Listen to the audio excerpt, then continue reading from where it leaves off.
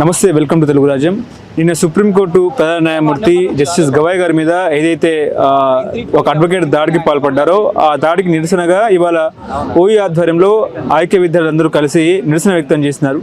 So ఇదే అంశం మీద మనతో మాట్లాడడానికి ఏఎస్ఎఫ్ నాయకులు ఉదయ్ గారు ఉన్నారు. వారితో మాట్లాడే ప్రయత్నం చేద్దాం. ఏంటన్నా ఈ దాడిని మీరు ఎట్లా చూస్తారు? ఖండిస్తారా లేదా? అసలు ఏంటి సనాతన ధర్మం వర్సెస్ జై భీమ్ అనుకోవచ్చా? ఏంది పరిస్థితి? ఇది దేశ ప్రజాస్వామ్య సార్వభౌమ అధికార విలువ మీద దాడి.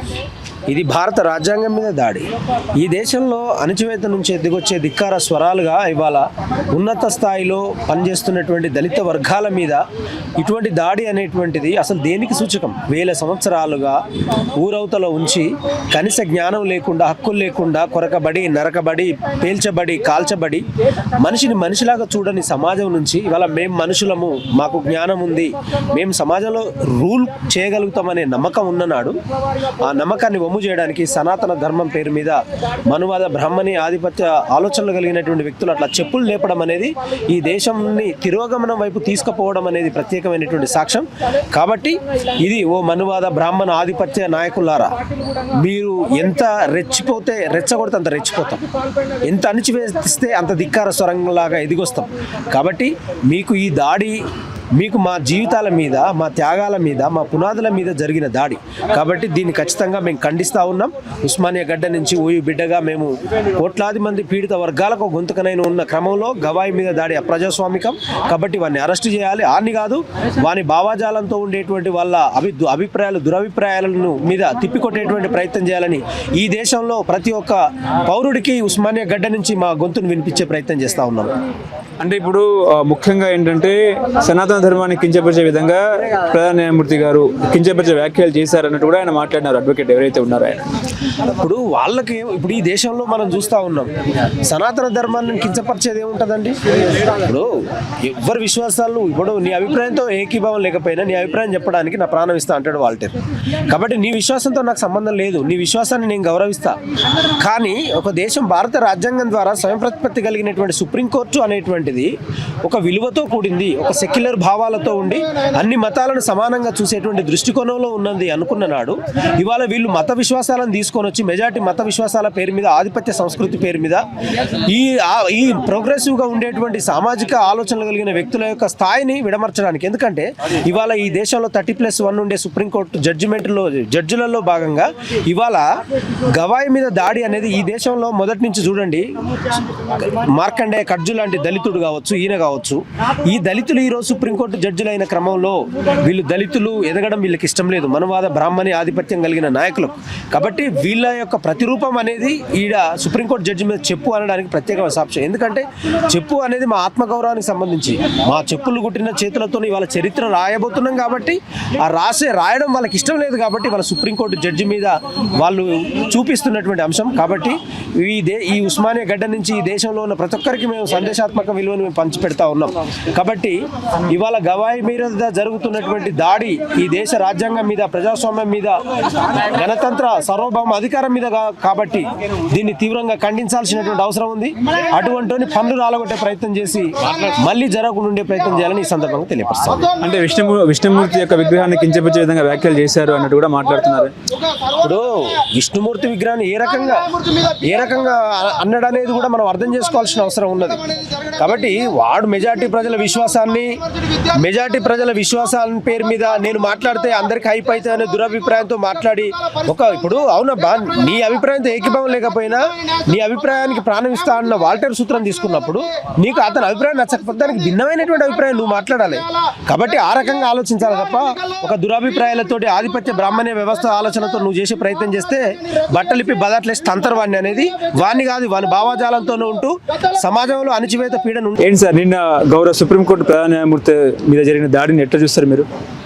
ఈ భారతదేశానికి అత్యంత ప్రధానమైనటువంటి న్యాయస్థానం భారత సుప్రీంకోర్టు అయితే దానికి ప్రధాన న్యాయమూర్తిగా పనిచేస్తున్నటువంటి బిఆర్ గవాయి పైన జరిగినటువంటి దాడి ఈ భారతదేశంలో ఎవరైతే ప్రజాస్వామ్యవాదుల పైన జరిగినటువంటి దాడిగా మేము భావిస్తూ ఉన్నాం.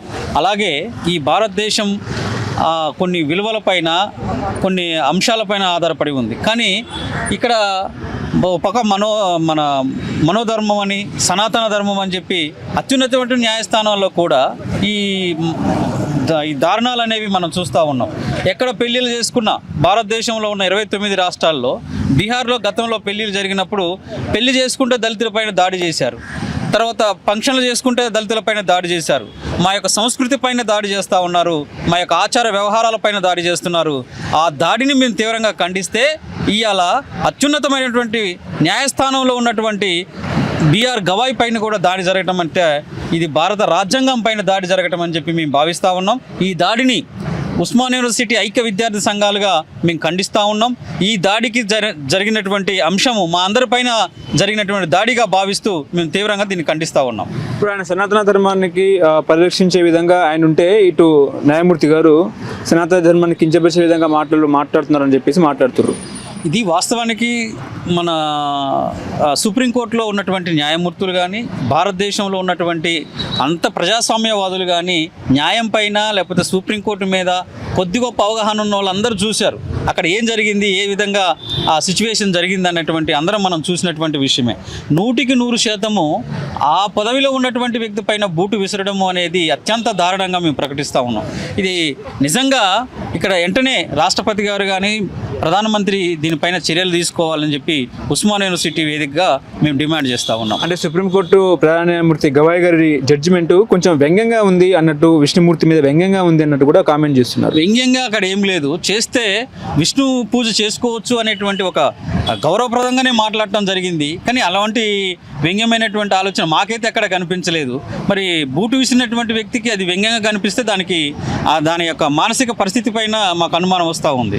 అంటే ఖజురాహోలో ముఖ్యంగా దేవుని శిరచ్ఛేదనం, అంటే విష్ణుమూర్తి గారి శిరచ్ఛేదనం జరిగితే అక్కడ సుప్రీంకోర్టు సంబంధం లేదని చెప్పేసి గవాయ్ గారు మాట్లాడితే, ఆయన ఇంకో మాట వెళ్ళి దేవుడిని అడగండి అన్నట్టు కూడా మాట్లాడినట్టు కూడా వస్తున్నాయి వార్తలు. దేవుణ్ణి అడగటం అని అంటే, మనం దేవుణ్ణి పూజ చేసినప్పుడు నాకున్నటువంటి భక్తికి, నా యొక్క నమ్మకానికి నేను పూజ చేసినప్పుడు దేవుణ్ణి అనేక విధాలుగా మొరబెట్టుకుంటాం.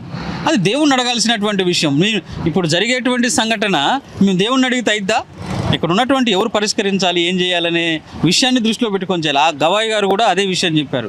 మనం దేవునికి భక్తులమై ఉన్నాము, దేవుడి మీద నమ్మకం కలిగి ఉండొచ్చు, కాబట్టి మనం దేవుడిని అడిగితే దాని పరిష్కారం దొరకవచ్చు అనే అంశాల్లో దాన్ని మాట్లాడటం జరిగింది. కానీ వ్యంగ్యంగా మాట్లాడిండు అనేటువంటి విషయం ఎక్కడ మాకైతే అర్థం కాలేదు. ఇలాంటి ఘటనలు మళ్ళీ జరగకుండా ఉండాలంటే న్యాయ వ్యవస్థ, అదేవిధంగా ప్రభుత్వాలు అసలు ఏం చేయాలంటారు? మేము ఖచ్చితంగా అదే ఉస్మానియా యూనివర్సిటీ ఐక్య విద్యార్థి సంఘాలుగా మేము చేసే దశల వారీగా పోరాటం చేస్తాం ఉన్నాం. ఖచ్చితంగా చేస్తాం. దీనిపైన భారతదేశానికి అత్యున్నతమైన, అంటే భారతదేశంలో 29 రాష్ట్రాలకు న్యాయం జరగాల్సిన చోటే అన్యాయం జరుగుతూ ఉంటే చూసినటువంటి రాష్ట్రపతి గారు కానీ, లేదా ఇక్కడ ఉన్నటువంటి ప్రధానమంత్రి గారు వెంటనే చర్యలు తీసుకోవాలి.